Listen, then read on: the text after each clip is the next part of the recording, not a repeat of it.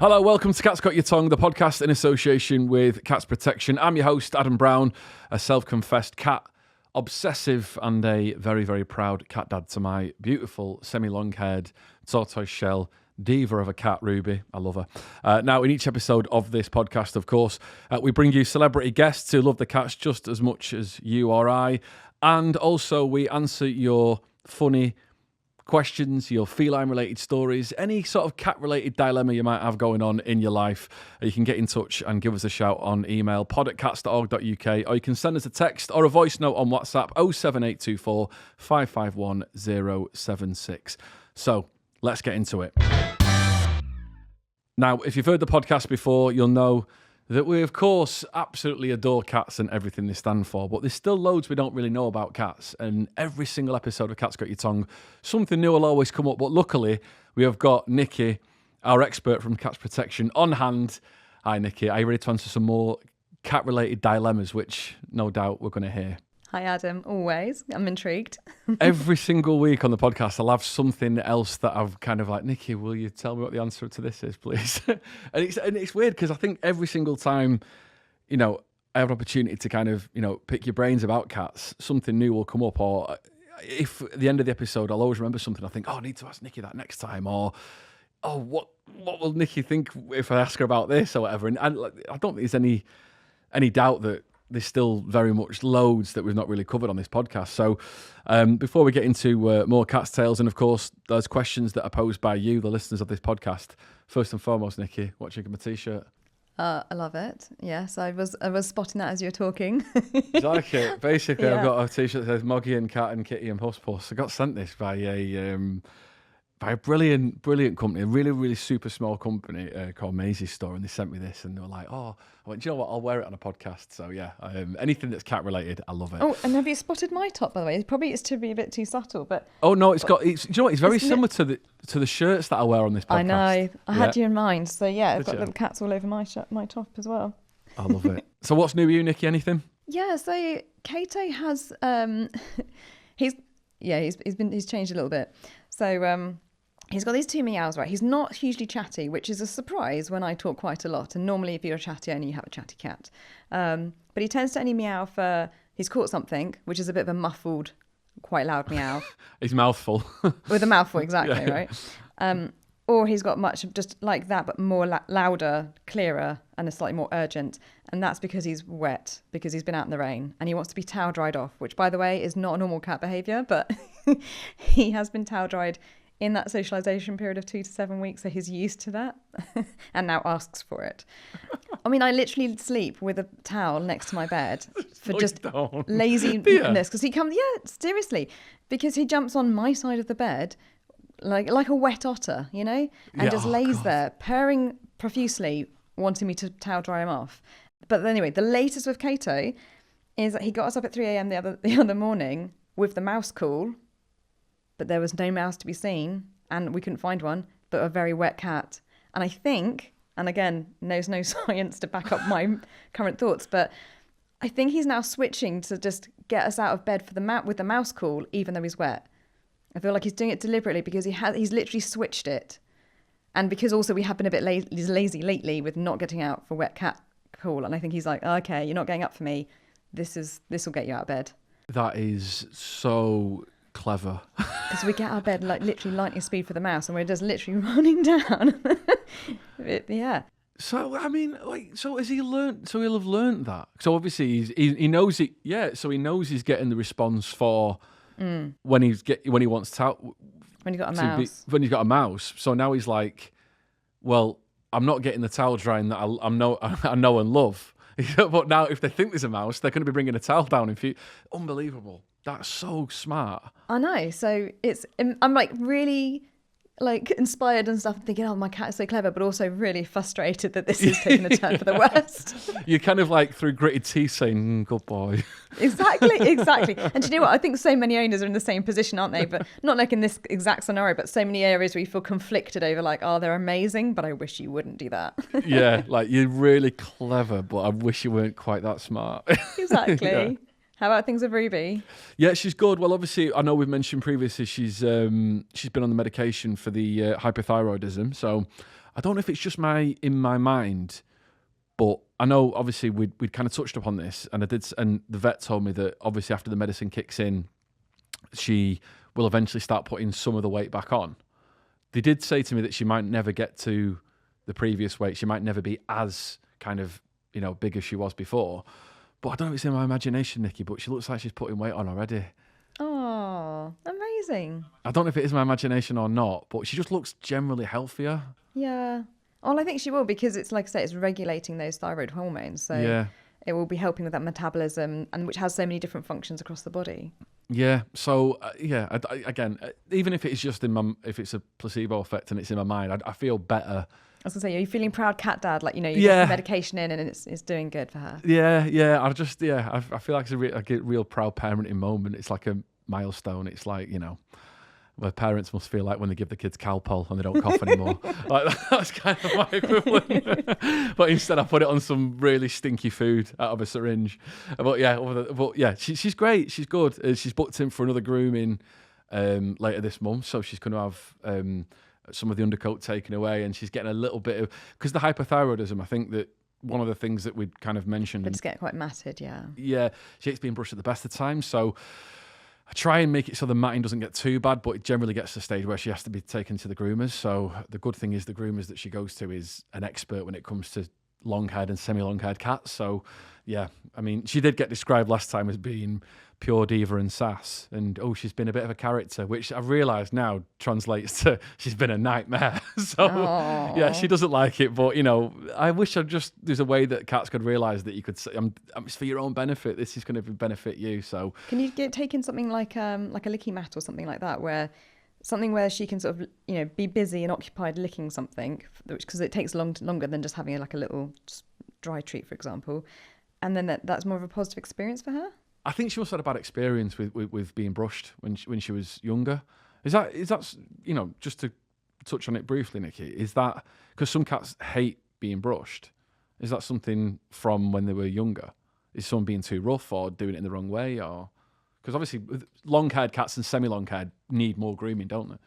I'd say most cats, it's probably more lack of experience, and people sort of waiting until they're matted and then being like, oh, we need to start brushing our cat, rather than getting them used to it as tiny kittens and then doing it consistently throughout life and in a gentle, positive way. So, and then when they do introduce a brush, they probably just go for it, rather than, again, sort of training them how to use, have a cooperative care type way of getting used to it. And I suppose if a cat is matted and the fur's not in a great condition, it's more traumatic for them then, isn't it? Yeah, and also because it literally pulls on the skin, so it really does feel uncomfortable and painful for them.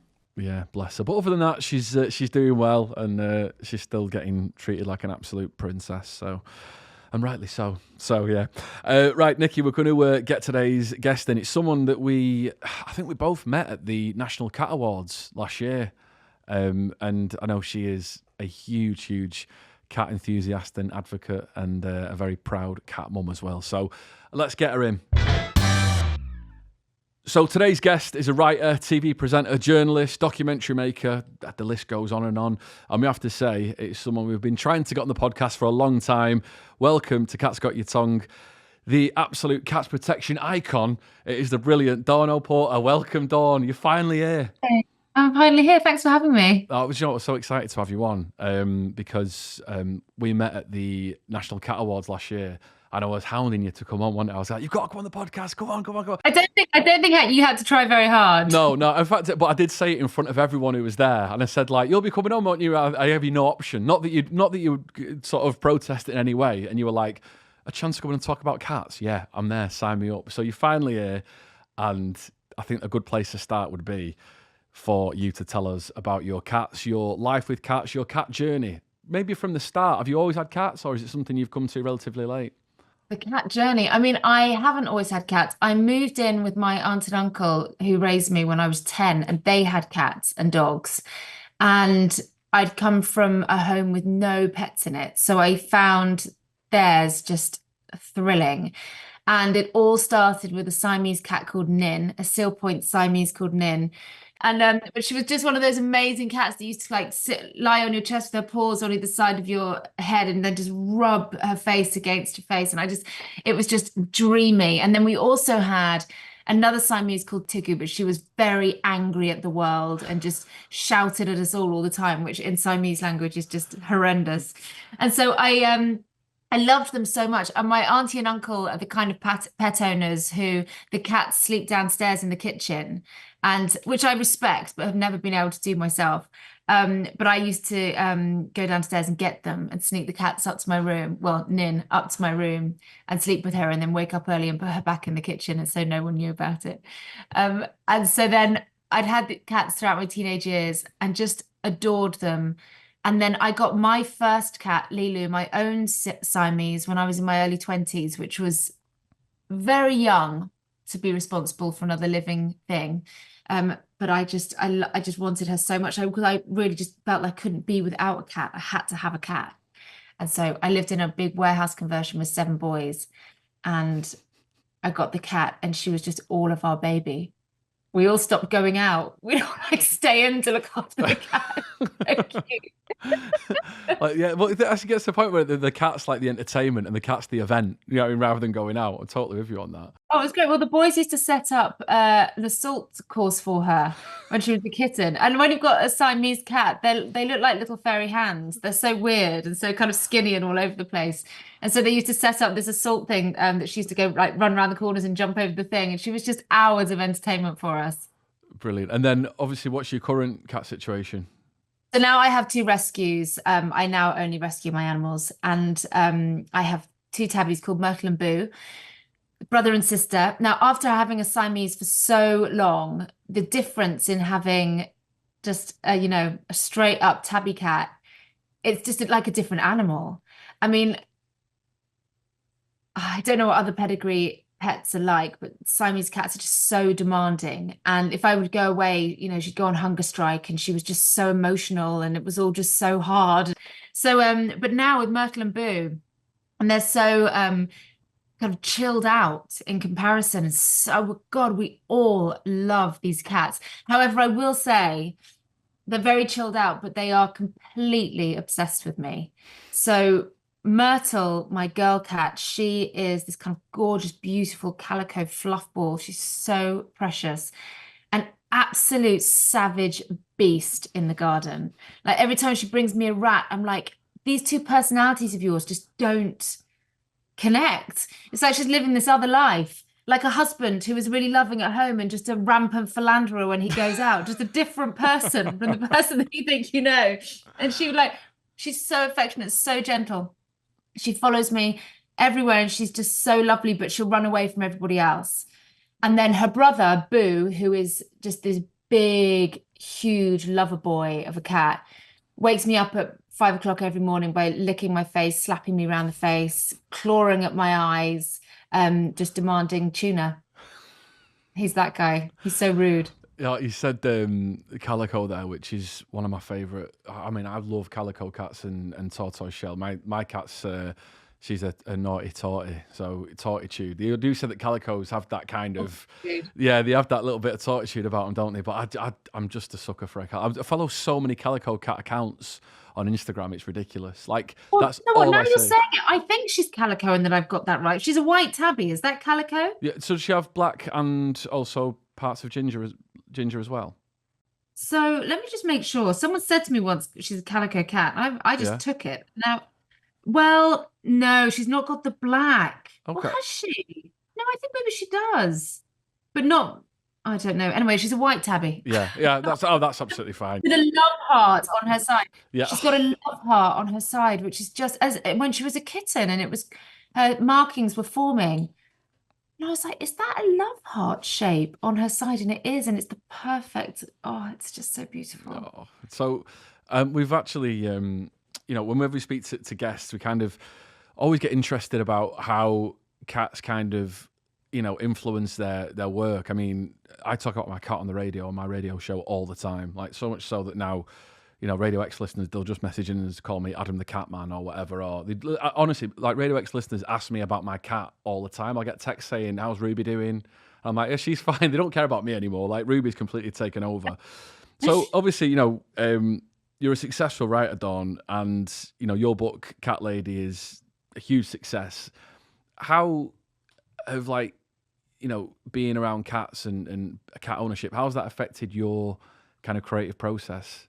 Well, Lilu was my muse, and I would always write with her there, and she used to sit on my desk just to the left of my computer. For the 16 years that I had her, that's what was her spot. Wherever I lived, which was 1,000 different places over the course of her lifetime, I would have my laptop, and she would just sit to the left and kind of stare at me all day.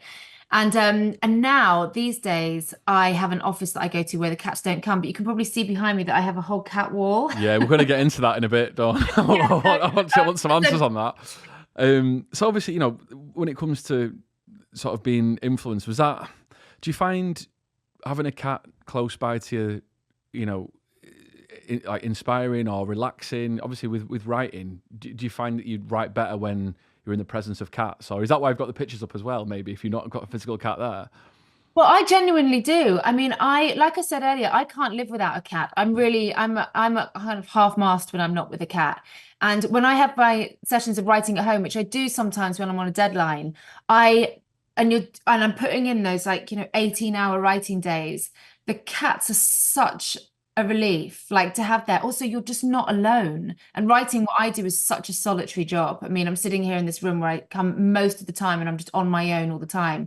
So the days where I can write when I'm at home and they're there, it's just so lovely. And I always used to describe Lilu as just, there's always another heartbeat around me, always, which means that I'm not alone. And those were my single years and the years where I was writing a lot, but I was never alone because of the cat. And I think that really helps, because when I'm concentrating on work, any noise or anything from a human being is just so annoying and so irritating that it would distract me, and I've just become full of loathing towards that human being for even daring to walk across the room. The cat, on the other hand, can walk over my keyboard, type something, spill my water, lick my crisps, do something absolutely so annoying, and I just think it's cute. Yeah, I'm totally with you on that. I mean, obviously, you had Lilu for a long time, and I mean, I don't know if at the Cat Awards last year, I think when I did a bit on stage before you came out to present it, and I mentioned my two cats, I actually lost one of my cats. I spoke about it on the podcast as well,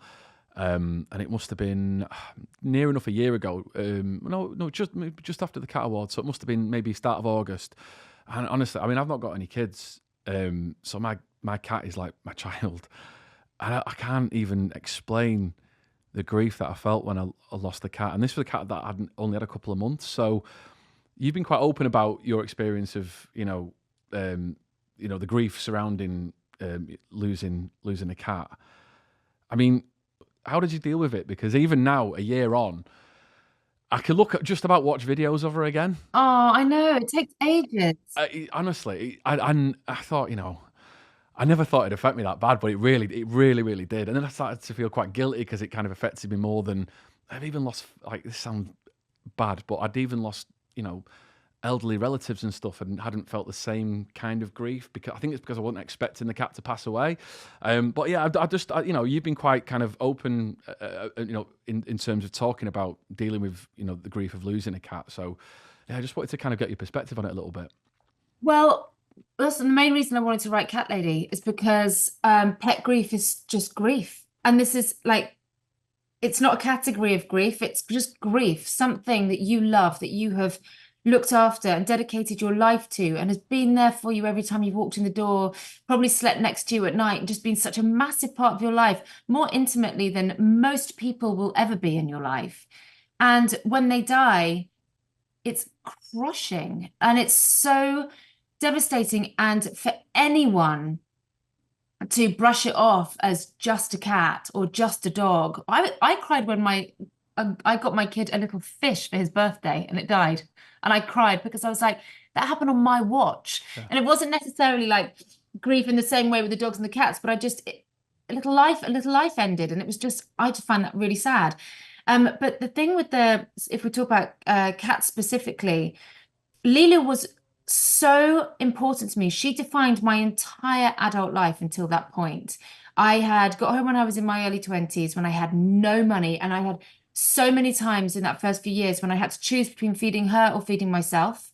And I was like, I turned up to people's houses going, I've got nowhere to live. Can you put me in the cat up? Oh, this cat and I did everything. Really mean it. Kind of, I joke about it, but it's also very, very true. And somehow I managed to keep her alive. And it was one of my proudest achievements. And, you know, when you battle with your own kind of mental health at various points in your life, your cat's there, stable with you. And so when she died, even though she was 16 and it was probably time and all of that stuff, it still happened very suddenly. But it, you know, I'd lost a friend that year. And what I will say about grief and the way that it is different, in that first week or two of Lilu dying, there was no difference from how I felt from when my friend died. It was just and when my dog Potato died as well, the same thing. It was just absolute grief. I would say you recoup quicker, you're back out there in the world quicker than you might do with a human. But in that first, you know, period of time when you've lost your pet, it's just all encapsulating grief. And so my friends were lovely and they were brilliant. And 3 of my best friends took it so seriously. And it was COVID times, but they, you know, delivered care packages to the end of my drive for me. They organized Zooms so that I would talk about it. Like, they took it so seriously. And I was like, wow, they've just shown me what someone needs when their pet dies. And it was like, even as a pet lover, I must step up to that level when someone's pet dies and give them that amount of time. Another friend came and sat 6 feet away from me at the end of the drive, and 2.5 hours, so I just sat and talked about my dead dog. And she texted me later and just said, I've never sat with someone for 2.5 hours and talked about their dead dog. And I was like, do you know what? No matter how hard that was for you, that was so important for me that you acknowledged that. And so I just I just found Lilu dying so sad. And again, she died at the end of September, and I think I had Myrtle and Boo by the end of October. Even though I was so sad, I was like, I cannot be without a cat. The difference with the dog, when Potato died, it was a good year until I could even think about getting another dog. It was weirdly different. They mean something different to me as the types of pets that they are. I feel like that for me, my love for my cat is so physical. It's almost like if you're addicted to having a stress ball, you know, you've got nothing to do with your hands. It's like when I haven't got a cat, I realize how much of my time I spend stroking my cat and cuddling my cat and just being comforted by my cat. And you take that away and I'm like missing a huge comfort in my life. So, Nicky, if someone is, you know, struggling with grief and losing a cat, obviously it's a really difficult time in their lives. Is there anything that they can do or anything you'd sort of, you know, advise or recommend? Yeah, so I would recommend calling our Pause to Listen service. So if they go on the Cats Protection website, which is cats.org.uk, then they can find it through there. And it's a bunch of trained volunteers who are, you know, like it sort of sounds like, trained to listen, but really understand and empathise and get it. Like, you're listening to fellow cat lovers who've been there and they understand just how heartbreaking and devastating it is. You know, yeah, I mean, it's good that you've kind of, it's nice to speak to someone who's kind of gone through that as well. And I think I'm getting, even a year on, I mean, because I already had a cat anyway, and the cat that I had for longer, she's still with me. So this was a cat that came in, and she passed away within 3 or 4 months. She had like an underlying health defect, which I didn't know about. And yeah, it was a bit of a nightmare, to be fair. But yeah, I think having Ruby, my cat that I've had longer, there has been a massive help for me to kind of get through it, because I had this constant throughout. So yeah, so I wanted to kind of get back to the current cats in your life, Myrtle and Boo. Do they have a favourite person in the house? Are you the favourite? I mean, they're so obsessed with me. Yeah. They also love my kids, but they're so obsessed with me. So I was joking with my husband last night, saying I always know where Chris is in the house because the dogs are in the room, and he always knows where I am in the house because the cats are in the room. I was away this weekend, and he hadn't seen Myrtle all weekend, and I was in the house for 5 minutes, and she was just there, you know, like attacking me with her plushness. And so if I'm in the bathroom, the cats are staring at the door. And if Chris is in the bathroom, the dogs are staring at the door. So yeah, they are obsessed with me. And I think it is probably the fact that I feed them in the morning, but also I just think I attract cats. Yeah. If I'm on holiday somewhere exotic, I will suddenly have adopted a cat into our like wherever we're living, at some point there will be a cat in that situation. Chris is like, how does it happen? I've been at weddings where I've suddenly just had a cat on my lap. Everyone's like, where did the cat come from? I don't know. They just find me, or I find them. I don't know what's happening. But so Myrtle and Boo, my kids always say, if you could be any animal in the world, would you be? And I always say my cat. Yeah.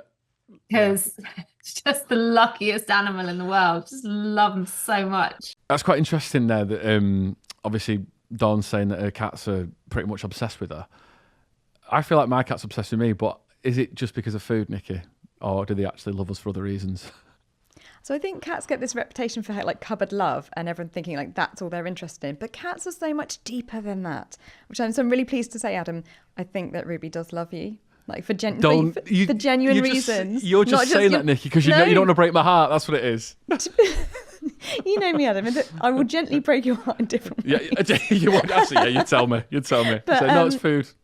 No, as in I'll tell you the truth. But I think they genuinely love us for different reasons. It's not just about food. Yes, if people are the primary caregiver, as we call it, like that you do the food, but the fuss, the grooming, whatever, the care, then the cats are more likely to be attached to them. But as many people listening will be shouting at the radio, it's not often the case. So sometimes they can completely blank the caregiver. It depends. It really does depend. Sometimes you might just have the best lap. Yeah. Yeah. I'll tell you what would be gutting though, if you were the person that gave them the food and you still weren't the favourite. That would be absolutely devastating, wouldn't it? Like you'd be there going, well, you come on. Because I bet there's some households somewhere where there's someone who's actually quite nonchalant towards the cat, but the cat is obsessed with them. You know what I mean? Definitely. Like, what about me? I did everything for you. And they haven't done anything to deserve it, and then they're getting all the attention and all the love. yeah, I'm working this hard and I don't even get any, they're not even sitting on my lap. Exactly. Yeah. The lengths that I go to for my cat, I mean, we do touch on this quite a lot on this podcast, because obviously everyone we get on this podcast loves cats, but I've not had anyone yet who quite goes to the same extremes that I do when it comes to my cat's birthday. Do you do special things for special occasions? I haven't for Myrtle and Boo. We had a plan that we would, but I used to celebrate Lilu's birthday every year. Yeah. Did you do anything particularly outrageous? This is a safe space, Dawn. If there is anything you need to kind of, tell, I mean, trust me, the chance I will have done it with my cat. Well, I think her birthday was the 29th of October. And I can't remember in the last week. When you have kids, you kind of forget all the things that you used to do for your cat. But there were, back in the day, I would have had like cracked open a bottle of champagne or something. Nothing too extravagant. You've had friends round, haven't you? Yeah. You've had bunting, haven't you? Yeah, I've honestly, absolutely ridiculous. So I'll tell you what I did. It was her 10th birthday because she was a rescue as well. So she had a really horrible, rough start in life, and I think that's made me even softer with her. Like I'm just ridiculous levels that I go with her. So 10th birthday, October the 13th is her birthday. So I went to the poshest supermarket I could find and bought a cod line cod. Her dinner cost more than my dinner that night. So I got that. I cooked the cod loin for her, formed it into the shape of a little cake, put a candle in it and took it in, singing happy birthday to her. Then panicked because she started running towards the cake because the candle. I was like, I blew the candle out quickly. And then she just loved it. And I filmed it and I sent it to my mates in the group chat, which was my mistake because they weren't that impressed by it. They were like, Adam, you've got too much time on your hands, mate. Then I sent it to my friends my cat friends, and they'd appreciate it more. And yeah, they loved it. So I do that for every year. And the thing is, I just know that she's never had anything like that before. And I don't know, I'm so emotionally attached to her that I want to do everything I possibly can to make her life as good as nice as it can be. And I know that's and it's ridiculous to some people. I get that, and I've got friends who've got kids, and they're like, "I didn't even go to that length for my kids' birthdays," and I'm like, I don't know why I'm like that, but I just. You know what? It's such a gift to have a pet, a healthy, loving, gorgeous pet. So I've also just last year adopted a tortoise. And he's 8 years old, and he's been really, really, really unwell. And I rescued him, and I for my son Valentine. And I realized we're supposed to be talking about cats, but I'll just say, but the way that I see him, it's cost me a lot of money in vet bills to get this tortoise to a point where he was going to die, and now he's not going to die. But you feel like this little thing that can't survive in the wild. It's my job to make your, well, not with him, his short life, he's going to live longer than me, but it's my job for when you're with me, tortoise, for the next 50 years, to just give you the best experience of your life that I can possibly give you.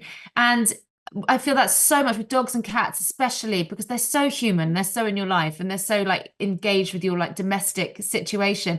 And there's no way like Chris will continuously buy dog beds just to make sure they're soft enough and comfortable enough. I'm continuously making sure that my cats are comfortable and they've got everything that they need, because it's you know, it's not their fault that they're a pet. It's like, what would they rather be doing? So I'm just going to make their life as good as possible. But also as well, I think that there's so much. I think that people who don't have cats or are quite new to cat ownership, maybe, you know, someone who's listening, or maybe, you know, we've had people who listen to this podcast who are thinking about getting a cat. I don't think you realise how much they actually give to you, actually get from them. Do you know what I mean? And my mates go, well, all your cat does all day is sleep and eat and then go to the litter. I was like, no, there's so much more than that. Like, just, I've come in before and I've had the worst day in the world, and I'm just like stressed out, worried, anxious, you know, that kind of, you know, when you sort of all your senses are completely heightened and you just think, oh my God, you worry about everything. And then I can forget about all those worries just by seeing my cat. And she's looking at me. Like, she just literally looks at me. I'm like, what was I annoyed? What was I worried about? Oh, it doesn't matter now because I've got my cat. Comforting. Yeah, and I like, you know, if it means that once a year I go and buy her some cod from a supermarket, then that, you know, that's money well spent in my eyes. So I just want to ask a couple more questions about, you know, your kind of relationship with cats. One thing that we really have been going against a lot on this podcast is the stereotype that people have surrounding cats, and, you know, the crazy cat lady stereotype, which I know that you've been quite, you know, critical of in the past, aren't you, really? I think it's such an old, tired expression and stereotype that just isn't true anymore with cat ownership. And I always say, like, you know, listen, I like dogs. Obviously, I'm a cat guy. I don't dislike dogs. I like dogs. But, like, why are dogs always perceived as being really cool? Like, dogs are in restaurants now. Dogs go to the pub on Friday nights. You know what I mean? They're always in pubs.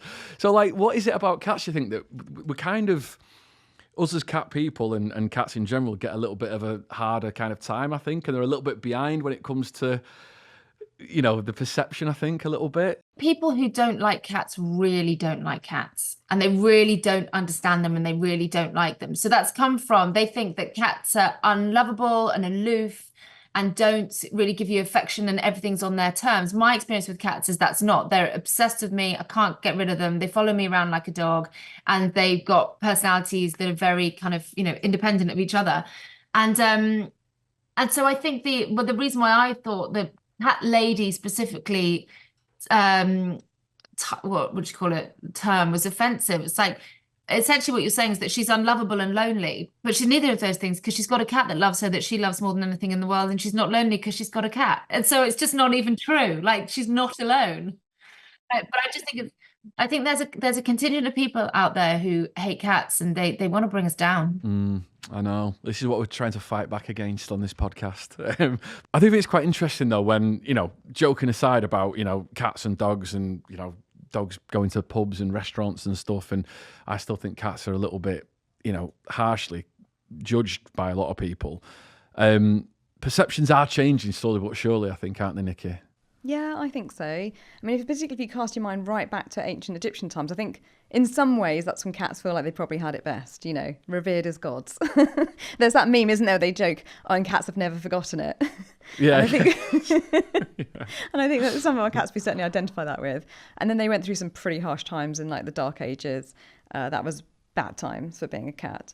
And then they've enjoyed a lot more popularity, and certainly like in numbers as well. For example, like they were neck and neck with dogs, and then they actually overtook them. Now I think they're just slightly under again in terms of numbers and popularity. So it really does vary. It depends also what society's doing. So I think with the increase in popularity of cats is because we're having more urban lifestyles. We tend to be living in sort of, you know, flats for longer before getting our own place. So cats are generally speaking a little bit easier than a dog, for example, in that situation. So it really varies, but there's still so much way to go with cats, and then understanding, because I think sometimes there's still quite a lot of misconceptions passed around cats, and it's almost like humanizing them too much so that they don't really get to enjoy their full catness, if you like. Like people putting them in backpacks and things like that, taking them out for a walk, which is like not what a cat would want. No, I know what you mean. It's difficult when something's so cute as well to not overly humanize it. Yeah. But they're really cute in their cat way, and it's just appreciating all the different ways of a cat and allowing them their natural behaviours to just be their awesome selves. But I think the tide's turning slowly. I think it's slowly but surely we're getting there, and people's perceptions of them. I mean, I'm completely unashamed. I'm completely, unashamedly, so pro cat. Like majority of my posts on social media are just about my cat now. I'm fully, and I didn't have a cat until 3.5 years ago. I'd never had a cat ever. I mean, I'd probably taken it. I know, yeah. And I mean, to say I've lent into it's probably a bit of an understatement. But I've been, completely and utterly obsessed. And I always think that, and I started doing work with cats protection and became really passionate about it. And I think to myself, I didn't get it until I got a cat. I didn't get it. And I kind of had a little bit of a preconception about cats and probably kind of bought into some of those stereotypes a little bit. And then as soon as I got a cat, I was like, right, yeah, this is it, yeah. See, and this is the point, isn't it? We judge and we judge and we judge until we know, and then everything changes. By the way, it's just started to rain really heavily, if you can hear that noise, and it just makes me think. My first thought, despite the fact that we were doing this podcast, was how furious Myrtle and Boo will be right now, dashing for the cat flap. Are the outdoor cats? They go outside, yeah. Even in LA, when no one lets their cats outside, as soon as I got these cats, I was like, there's no way I can keep them inside. They have to go out. They were like clawing at the windows and doors. And they just did really well. They'd go hunting for miles and come back with all sorts. Do you ever worry about them though, Dawn? I do worry about them, but I've got trackers on them. Right, yeah. I've got trackers on them to see that I can see everywhere they are. And here, what's weird, in LA, they used to go for miles, and I used to go and have to pick them up in the car all the time. Here, they don't. They really don't go far at all. In London, they just we've got quite a big garden, so they just kind of hang out in there, or they're just with me. Myrtle goes on adventures down the garden and comes back with things. But she comes in from the rain, soaking wet, and just, when cats are telling you their stories, and she's like, yeah. Like, okay, I understand. You're soaking wet, you poor thing. So, Dawn, before we get on to our next section, any current projects that you're working on that you want to kind of mention? Anything in particular at the minute? That's very nice to us. Thank you. I'm currently, my biggest job at the moment is organising Flackstock Festival, which is on the 24th of July in honour of my friend Caroline Flack. And we have Ollie Murs doing a full set, and Shaznay Lewis and Rebecca Ferguson and Chesney Hawkes, and such a great lineup. It's going to be so fun. And so, yeah, anyone who's listening who's free on the afternoon of the 22nd of July, please come to Flackstock. Yeah, I saw it all last year on Instagram when you were posting. It looks absolutely amazing. Oh, it's amazing. It's such a great day. So obviously we wish it didn't exist. It's really sad that Caroline died, but it's a very hopeful, very happy, and very positive day. So before we get on to our second section, where we kind of get questions that have been posed by listeners of Cat's Got Your Tongue, one thing that we have kind of become a little bit infamous for on this podcast is kind of getting people to kind of show us and tell us how they communicate with their cat, because I speak to my cat like I'm a baby, like she's a baby. Like I have a voice that I do, but I wasn't aware of until my mate came round and I was doing it. And he was like, "What?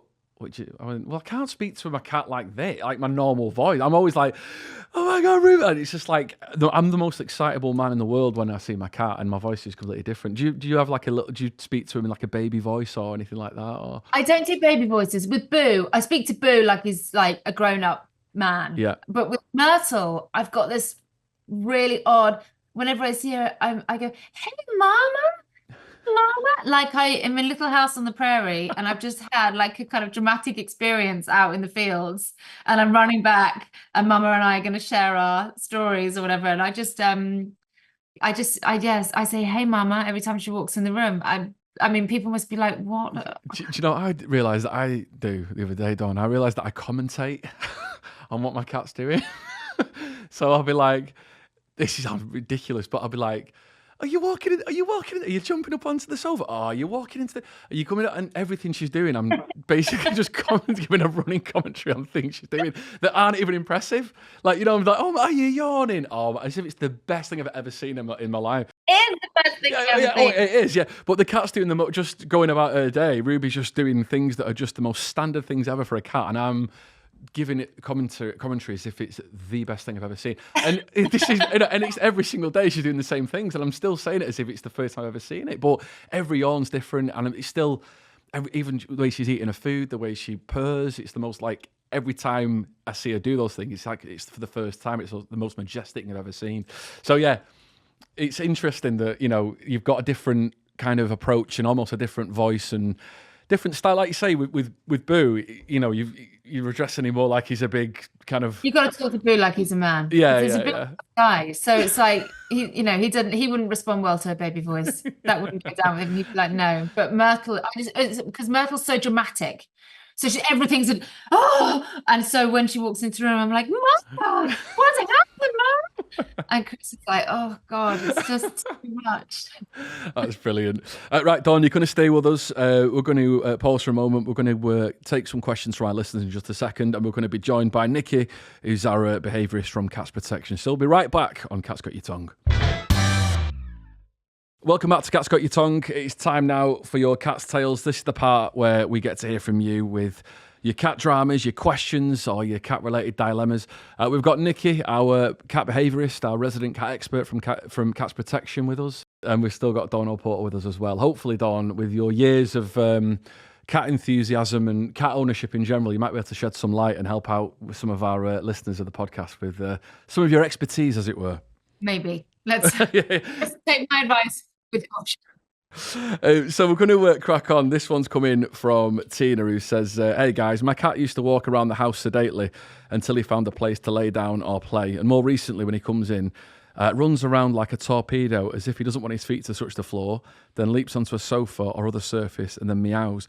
What could be the reason for this? Now, initially, it sounds like Zoomies, Nicky, but is there other potential kind of explanations behind it? I mean, I was thinking Zoomies originally as well. And then for those who are not familiar with the term Zoomies, some people call it a funny 5 minutes, or it's actually known as locomotor play, which is sort of like playing with yourself by running around. So it's lots of fun. It burns off energy. And it's funny until they sort of go all over your sofa, etc.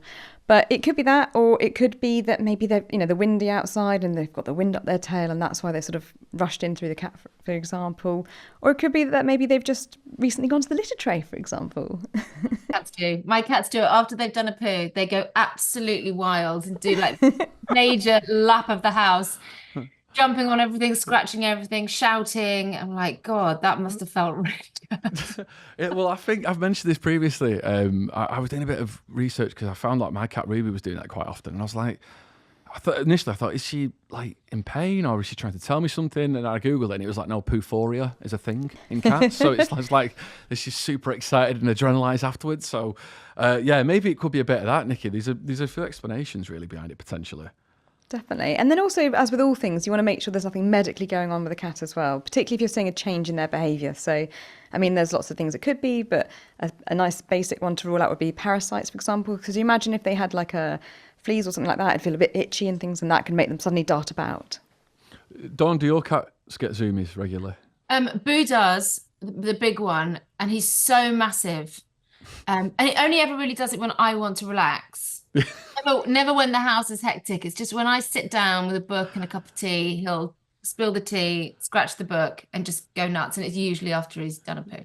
Yeah. So, I mean, again, that one for Tina, again, probably it could be Zoomies, it could be a number of things, but always worth getting checked out with the vets as well. Cat's tale number 2. We don't have a name on this one. Anonymous says, hey guys, I took in a pregnant semi-feral cat and tried to socialise her kittens where I could. I've kept one of the kittens, but she's still a little bit skittish now. Will she always be like this, or is there anything I can do? She mostly lives outside. We live in a small holding, and she comes to the back door for food, but she won't let me stroke her. So it's quite difficult. I mean, have you ever had an experience with feral cats yourself, Dawn? Have you ever had? Yeah, we had a cat in America 2 years ago who was, he was unneutered. I could see straight away. So I knew that he was a stray. Gorgeous tabby cat that my kid, I said to my kid, what should we call him? And he said traffic light. So he was called Traffic Light. And I said, right, here's what we're going to do. Traffic light is feral, but would come to the house every day for food, and weirdly was great with my cats. They would all hang out. They never fought or anything. And so, first of all, traffic light was at the end of the garden. I'd put food there, and then eventually he's coming close to the house. All the while, my husband's standing there saying, "No, no." And but I said to the boys, "So this is the deal with traffic light. Right now, he's a red. He won't let us near him. But if he ever gets to be a green and lets us close, then we'll keep him." And then I thought I had to get him neutered, so I managed to trap him, and a rescue place came along and took him away and neutered him for me and gave him all of his shots. Brought him back, and I never saw him again. Which I don't blame him for. I mean, I put him in a cage. I'm sure his trust in me went, but there was a sighting a few months later, and I'm almost certain it was him. But I was kind of hoping that he would be a green one day. Yeah, that's that's the actual genius name as well for a feral cat. I think that's great. So Nicky, what you kind of the question that's come in there? I mean, socialising the kittens of a semi-feral cat. I suppose it's difficult, isn't it, to kind of know what to do. I think with feral cats, I think as cat lovers, we have this idea of how we should be with feral cats, what we want to be, and what we want to kind of do for them. Like, what's the advice around it? So when she's mentioning that the cat's sort of semi-feral or partially socialised, and is it always going to be that way? Then yes, it is going to be that way. So for example, people that don't know the background of particular cats and they think, oh, I've brought around a feral cat, for example, generally speaking, it's actually a stray cat. So it's a cat that has had socialisation, which is between the ages of 2 to 7 weeks. So it's really tiny little kittens. And that's when they learn everything about people. And after that, that window, if they're not getting socialisation in that window, then that's sort of how they're going to be for the rest of their life. So that level of socialisation that cat's at, that's where they're at. They can sort of adapt to an individual, but in the same way that like a fox would, for example. Foxes can get used to being fed by an individual, but doesn't make them generally socialised to all people. So yeah, it can be really challenging. And then with the kittens themselves, then like I say, you've got that window of time in which to try and get them used to people. The research shows that they need 40 minutes of handling per day, and that's sort of per kitten. And ideally, they need to get used to a wide variety of different people as well, because obviously we all call them in our different shapes and forms. So that's what they need. What about, if you have a feral cat that keeps coming to your house for food, like, what do you do in that scenario? Because I'll be honest with me, as a cat lover, I'd find it hard to not just keep feeding the cat, but it's going to just keep coming back, isn't it? Yeah. I mean, Dawn's done the exact right thing, which is to get, a charity or somebody involved to get the cat neutered, have their vaccinations done. For a feral cat, we would do what's called ear tipping, which is where you remove the cat's top left tip of their ear whilst they're under anaesthetic, getting neutered. And it's an internationally recognised sign that the cat is neutered. So at least they can be recognised in future. And it's for their own welfare that they don't get trapped again and put under anaesthetic and unnecessary surgery. So yeah, you'd want to get everything like that sorted. And then after that, release them back to site, hope they stay around. And if they do, continue to feed them. Provide water, food, and some form of shelter, like outside in a shed, for example. And if they happen to become more friendlier over time, great for us. But equally, it doesn't matter from their perspective if they don't, because they're still living their best cat life outside. That's what I was thinking with traffic light. We ended up leaving America, so I'm really glad that it didn't, that he did go and that he didn't stay with us. But that my long-term plan with him was going to be to create put a shed in the garden and fill it with soft beds and just put food outside and let him, just be a part of it. And I would do that now if a cat came to my back door in London. But I don't see many stray cats in London at all. But if one did come, I would aim to do that rather than try and get them into the house. I would just, if it's no problem to do so, to feed them every day, and just give them a safe space outside. I'd rather that than for them to still kind of keep going on their mission to try and survive. I've never actually experienced what a feral cat is like, Nicky. So sometimes, how would you differentiate between? This might sound stupid. No, not at all. Like a Remember stray. no stupid questions. yeah, like a stray and then a cat that's feral. Like, how would you? Like, they are different things, presumably. Like, one could be a stray because it can't find its way home, but it has been socialised. Like, how would I know that a cat's feral? It's really challenging, and there's even been studies where they show you video clips of cats in vet practice, for example, and they've got known background where they know for a fact which ones are feral and which ones are stray, and then they get loads of people, including cat experts, to vote from these clips, can you tell if they're stray or feral? And so many people get it wrong, myself included, I'll be honest. Really? Because it's really hard. Just from like a snapshot of, let's face it, most cats in practice struggle with the stress of it all. So they do, and don't show themselves in the best light, I guess. And so it can be really difficult to read, which is why history really is the best way to find out if the cat's feral or stray, and trying to find out from like the local community, like how long has it been around for. And some people, can come forward and say, oh, that cat used to live with such and such, and then they've been abandoned, and they think, brilliant, okay, that means that it's a stray cat, it's been socialized, rather than, oh yeah, that cat got born outside and it's part of this feral colony, etc. And then therefore you think it's probably a feral cat. So history's the key thing there. It's really, I've had quite a few experiences with stray cats in different places that I've lived. Well, feral cats actually. And I was living in Spain once, and I had these two. There were just cats everywhere in this part of Spain. These two feral cats that used to come to my door every day. Who one of them was so affectionate, and I know for a fact that it had never had an owner, because it was just it was in the middle of nowhere, and that was it. And it's like I find like strays and feral cats so exciting and such a challenge, and just got to try and catch it and scan it. What's interesting there, just to because we've not really touched on sort of feral and strays that much on the podcast. If the cat's feral, then like, why is it just coming for food? Do you know what I mean? If it's not got those socialization skills that sort of other cats have had, is it purely come back for food? Or if it's a pregnant feral cat, is it coming because it wants the kittens to be protected in some way? Or do you know what I mean? Is there an element where underneath that kind of feral kind of nature, there's this kind of, innate kind of feeling that they want things that other cats have? I don't know. Do you know what I mean? Like, if it's completely feral, why are they not just kind of doing their own thing? Is it just wanting to be near humans, or is it because they know that they can get food from us? It comes down to food. Food's a really important resource. They need it to survive, even more so if the queen was pregnant. So they would be pushed to do so in order to get a decent, especially if it's going to be a regular, predictable supply of food. They would push themselves to the edge to do that. And they know, that's an interesting point you made about that they seem to be attracted to homes where there's other cats. That's what from my experience, what I found so interesting about Traffic Light and Myrtle and Boo. So Myrtle and Boo would have been rescued about a year earlier, but they were just very socialized with other cats, I think, because they'd been in a rescue for first couple of months of their life or whatever, and they had each other. If that had been Lilu, my old Siamese, you would have heard, like they wouldn't have accepted Traffic Light's presence, but Traffic Light would just come and sit with them in the garden, really close, and everyone was very relaxed, and I could walk up to my cats and stroke them, and no one was stressed. But I was quite surprised that he came where other cats were. He wasn't intimidated by that. Almost like, oh, there's my people. That's where I will find food, rather than going somewhere where there was no other animals. It really just depends on the individual cat, because you get some cats that come from feral cat colonies, and therefore they are more likely to be more socialised with other cats, whereas there's still plenty of ferals that live independently from and away from other cats and trying to maintain that distance. So it really varies. They tend to come together, and again, this is where the research shows, if it's a predictable clumped food source. If the food source is predictable but spaced out, that's when you don't get colonies forming. They still live independently of each other. They're all different, basically.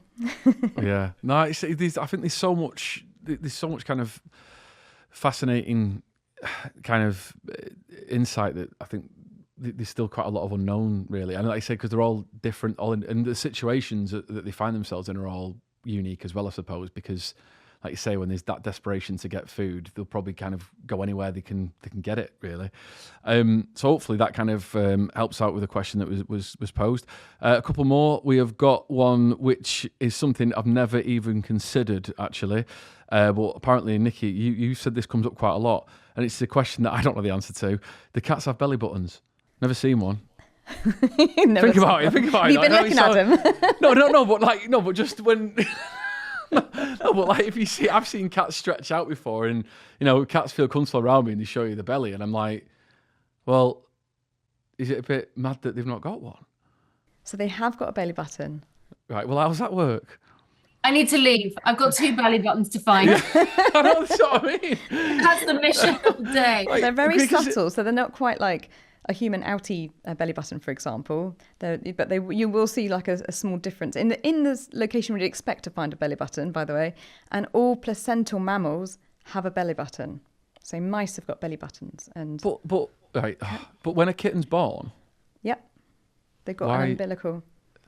They've got the umbilical cord attached. I can't believe how intrigued. Right, so because I've never been around like when kittens have been born. So what happens is someone like when a baby's born, it's the same thing.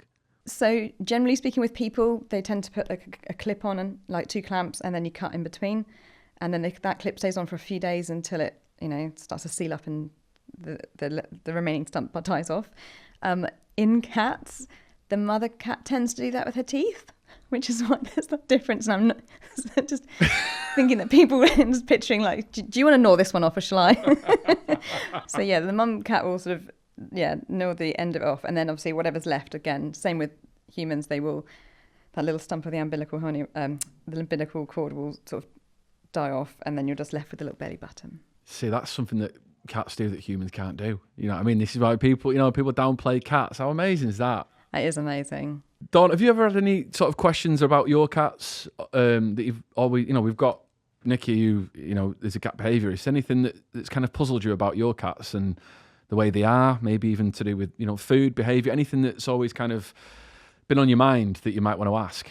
Yeah, I mean, they're really lovely, my boy and girl, and they get on very well, brother and sister. But every now and then, Boo will just go after Myrtle. So the boy will just go and, like, it's in human ways, just slap her around the face and shout at her. And she's like, what the hell happened? And it kind of comes out of nowhere. And, then 2 hours later, he's like, they lick each other and they snuggle and they're all really affectionate. But he'll just go and just attack her out of nowhere. I'm always in the room and I wonder if it's something. He's quite, like, even if a kid is cuddling me, Boo will try and get in the middle of me and the kid. I think, and I was wondering if it was a jealousy thing, but he'll just go and bully her a bit. As with all things, it depends. So first and foremost, I always like to go down the medical route, and so definitely worth getting him checked out, simply because there's a whole host of different things it could be, particularly anything that involves pain, and there's about 1 million different ways to be in pain, much like a person. So you want to get all that ruled out first, because if he was in pain, just as an example, that would lower his threshold for coping with stuff, and then he could just be like, ugh, and then like take it out on her. So kind of like a redirected aggression type of thing. But then it could be anything from like he spotted a cat outside that you didn't happen to notice, and then from that he's redirecting onto her. There's all sorts of things. Maybe she's giving off signals without, again, being aware, and that's doing it. So she looks innocent enough, but actually he's, this is the last straw and he's reacting. So there's a whole host of stuff. He thinks that she's his girlfriend and she has to keep reminding him that she's actually his sister. I know. It's one of these things where people think that brothers and sisters won't mate, but they will, and they do. And there's not enough kin selection going on there for them to sort of not mate brothers and sisters. So obviously, unless they were both neutered. But even if one was neutered and the other one wasn't, the other one would still give it a go. What happens when brother and sister cats mate then? Is that a disaster?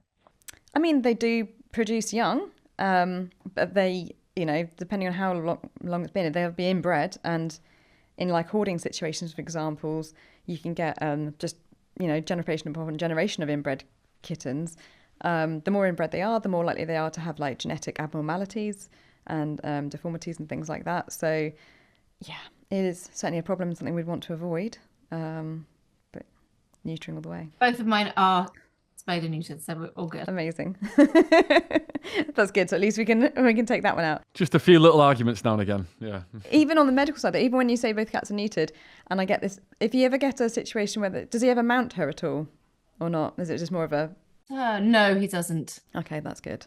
Only because they can get like retained tissue, for example, both male and female side, they can get retained tissue that then gives off enough hormones that generate sexual behaviour. That's so interesting. It's like a needle in a haystack, though, when you're going in. It's very tries to mount me sometimes, though, but that's a whole other podcast. I mean, if he does, again, I would go down the medical route, get that checked out, ask the vet to have a look for some penile spines. It's a phrase you probably thought you'd never say out loud. And And you can also get things like a testosterone blood test to see if there's any hormones there. And then if they rule out medical reasons for it, then again, there's plenty on the behaviour side. So frustration, boredom, attention seeking, for example. Yeah, no, that is a legitimate thing, by the way, because I've heard you mention that before, that Nicky, that penile spine. Stuck in your mind, didn't it? Yeah, no, yeah, Don, she's not trying to throw you under the bus that you're going to go into the vets and say that. Honestly, it's a legitimate thing. It's an actual, yeah. I'm still stunned by it. Yeah, I'm still baffled, but, this podcast is very educational at the same time as being entertaining, so that's what it's all about. Dawn, if there's any other questions you have before you do go, I just want to ask you about the wall behind you, because we kind of touched on it a little bit earlier. The various pictures. Can you just give us a quick kind of? Is that just a collection of things that? When I moved into my writing studio, and like I said earlier, I can't have my cats in here, so I had to represent them, and this is how that transpired. So my Zoom background. Now I have to do some quite serious Zooms, and I just think I could blur the background, but I'm not going to. I think when you talk about cat ladies, I definitely win in some circles. But no, there's loads. I'm looking around me now, and I've got cat things absolutely everywhere. Like people, if I died and people who didn't know whose place this was, they'd unlock the door and they'd be like, "This has to be Dawn's." Yeah. That's brilliant. This is Dawn's. Oh, amazing. Well, Dawn, thanks so much for joining us on Cat's Got Your Tongue. It's been great to catch up, and obviously you're going to be at the National Cat Awards again later this year. I am indeed. Just planning outfits. I've got a giant pink caftan covered in a repeat pattern of Dolly Parton holding a cat. And I keep thinking, is this the night that it comes out? As you said that, then as you were describing it, I was adding more and more to that mental image as you went on. I was like, oh, it's still carrying on. Oh, brilliant, amazing. Giant pink Dolly Parton holding a cat. Unbelievable, right? Well, hopefully, I mean, if you manage to wear that at the Cat Awards this year, Dawn, that is absolutely incredible. But yeah, we'll see you then. And yeah, thanks again for joining us on Cat's Got Your Tongue, the podcast in association with Cats Protection. Thanks as well, Nicky, for sharing your expertise as always. Thanks. And remember to subscribe so you never miss an episode. And tell your friends with cats about us.